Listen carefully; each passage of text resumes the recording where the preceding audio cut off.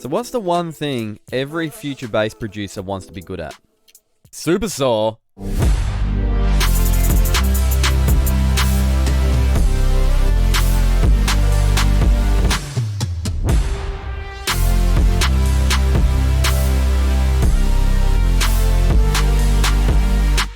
So in this video, I'm going to show you guys how to make juicy supersaws from start. I'm talking about in Serum, init preset, all the way to the end of all the processing until you have a nice, juicy, organic, rich supersaw. So if that interests you, I suggest you watch all the way to the end. So these tips you're about to learn, you can use them on any type of supersaw. Maybe a supersaw that sounds like this.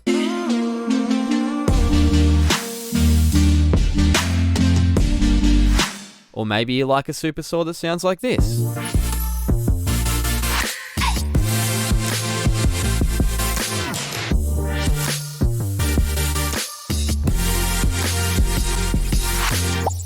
So when making a good supersaw, the key to making it sound big and juicy is to have one of these oscillators which is wide and one of them which is a little bit narrower, and then you can make it sound really interesting by adding some LFO and some detuning and things like that. So let's start on the wide oscillator. To make it sound wide, crank the unison up to like 13 or something like that. Get rid of a little bit of the detuning and a little bit of the blend. And then we can lower the phase and lower the random a little bit just to stop any phasing issues. Now let's listen to this and see how wide it is. You can hear how big and wide that sounds already. So now let's turn this one off, turn on oscillator B, and we want to raise this one up to about 8. We want to lower the detune down quite a long way and then lower the blend down quite a long way as well. Now this will actually make it seem like it's sitting more in the middle. So now if we play them together, you can hear it sounding quite big and juicy already. It's going to lower this level down a little bit on this one, too loud. So now if we add a filter, we can raise the cutoff all the way up, lower the resonance down, and then add a little bit of drive and probably turn this down a little bit because it will get a bit loud. I find running these oscillators through a filter and not even having the filter affecting it kind of makes it sound a little bit warmer. Okay, now for envelope 1, if we lift this up to about 400, 500, something like that, and add a tiny little bit of release, it'll take that harsh attack off the supersaw. Let me straighten the curve a little bit more. Now, to add the detuning and that movement to the supersaw, we can add an LFO to the level of oscillator A and the level of oscillator B. Now I like to do this having the type going forwards and backwards rather than just going above the setting here. Now we have it going both ways, and lower this down to like, I don't know, 7 or 8. Same on both of them. Just so it's very subtle and you'll barely hear it. Take it off BPM actually, maybe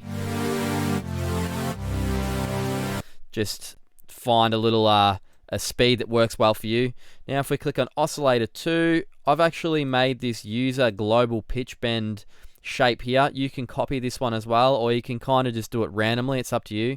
If we turn BPM off and lower this down to about 0.3 Hertz, then if we map this, we come into our matrix and we map that, which is LFO2. We want that to control the global master tuning. Now if I turn this up, you can hear how drastically that detunes the sound, but I just want this very, very subtly to detune that sound.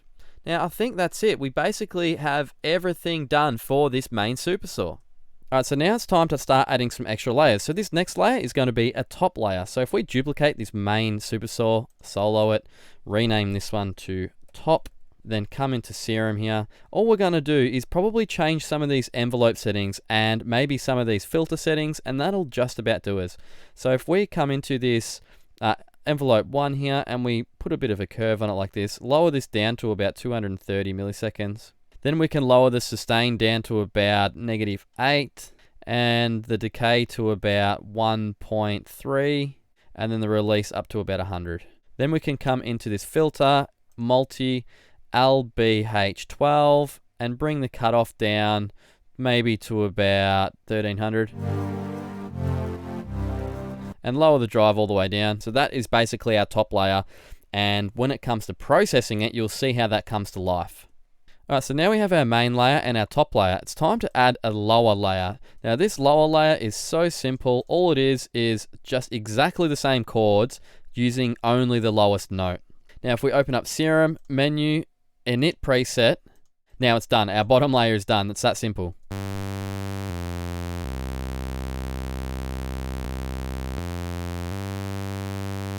Maybe if we add a tiny little bit of attack and a tiny little bit of release just to get rid of any clicks and pops. Now we also have one other layer which is just a sub bass, which is also using the lowest notes of the chord, except I just shifted some of them up an octave so it sits a little bit more in the sub frequencies.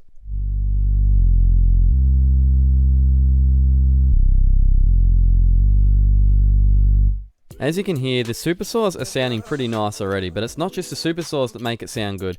It's the drums and all the stuff in the background that makes it sound good. So if you want to know how I made these drums, I highly recommend you check out this video, which will pop up here, and it shows you exactly how I did that. So now that we have all of our layers, it's basically just processing them to fit them all together. So on this main chorus, what I'm going to do is grab an EQ8. I'm going to cut out these low frequencies because I want to create room for the sub bass. And then I want to cut out some of these high frequencies because I want to create room for the highs. And I want to cut out some of these middle frequencies because I want to create room for a lead that I'm going to put in later. That's sounding nice and clean. Now for the top layer, I want to make it sound more like a top layer. So if I come into plugins, grab an OTT, and I'm actually going to use these three controls here to dial in how many highs, mids, and lows I want. So let's listen to this while I'm doing it.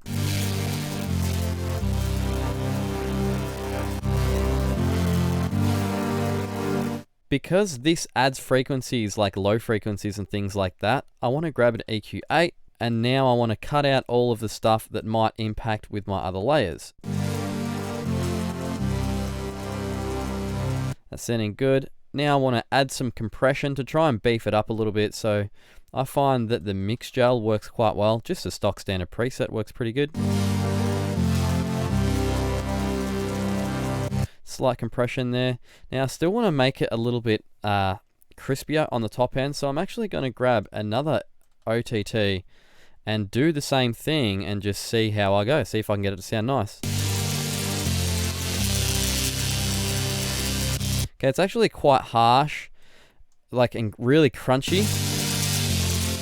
So what I'm going to do, I'm actually going to come into Serum and I'm going to mess with some of these unison settings and try and get it to sound a little bit more cleaner.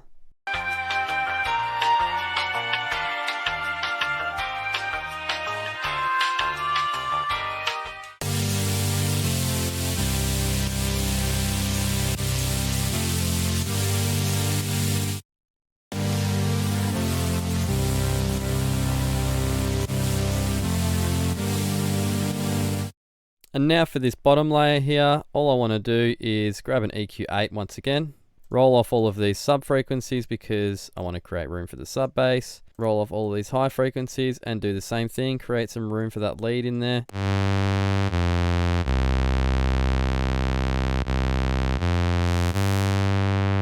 And what I can also do to this one here is add some width, and you can add some width using a filter delay and changing it to these settings right here, and that will delay the left ear or the right ear a few milliseconds to make it seem like it's a little bit wider.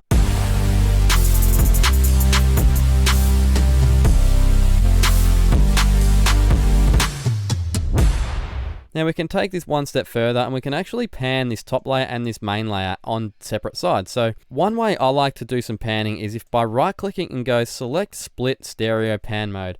What this does is it actually pushes one side to the other. If you have it set to normal pan mode, all it does is it turns down one of the ears. So I don't want to lose any information by turning down the volume of one of the sides. So I'm going to select split pan mode. I'm going to pan one to the right a little bit, and then I'm going to pan one to the left a little bit.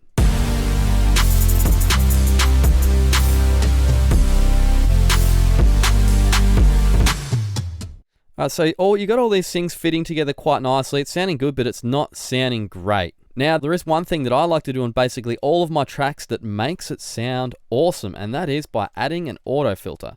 So let's solo this top layer and raise this frequency all the way up. Now, if we right click and go show automation, you can see the automation lane pop up here. What I like to do is I like to add filter sweeps in like this. And I like to do this on major hits of my song. So I know that there's another major hit here. There are some major ones in here, but you can get really creative and maybe start doing some really cool sweeps like this, you know. But I think that's up to your creativity, and you can just experiment to see what you come up with personally. So you have sweep ups like this, but you can also do sweep downs like this. You can even curve your sweeps by holding Alt and clicking and dragging up on the line. And then once you have this filter sounding pretty nice, you can just copy this across, put it on every one of your layers.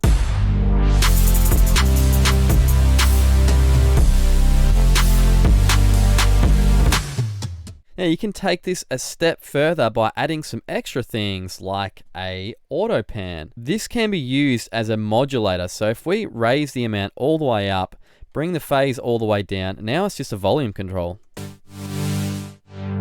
And we can actually change the rate to like 1/8. We can actually change the shape of it to this little triangle one.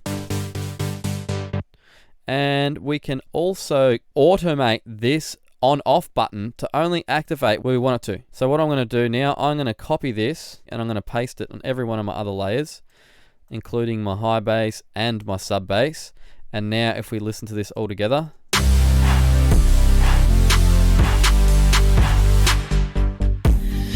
so that's like a nice little bit of movement you can add at the end there just to create some excitement to your song. Then once you have all of these layers together and you add a lead to it to really emphasize those supersaws, this is what it sounds like.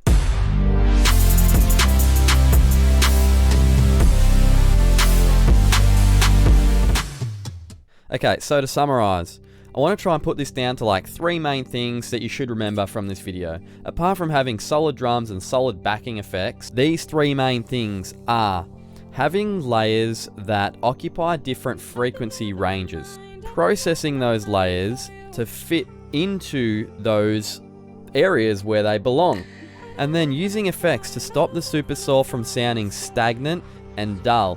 By using automations and things like that, you can really help bring it to life.